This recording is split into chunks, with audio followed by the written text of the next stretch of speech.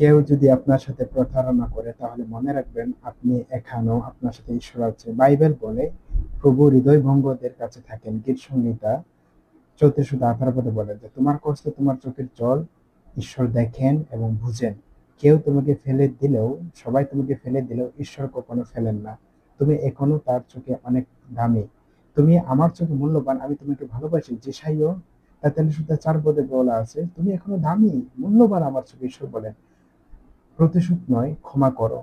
কারণ রোমিও 12:19 লেখা আছে প্রতিশোধ কারণ ঈশ্বর বলেন প্রতিশোধ তোমার নয়, প্রতিশোধ আমার। আজ হয়তো কষ্টে আছো, কিন্তু ঈশ্বর তোমার কষ্ট বোঝেন এবং তোমার জন্য নতুন কিছু তৈরি করছেন। দেখো আমি নতুন কিছু তৈরি করতেছি, যে 43:19 আছে। এখন সুতরাং ঈশ্বরের উপর ভরসা রাখো, ঈশ্বর তোমার পাশে আছেন। Hallelujah, amen.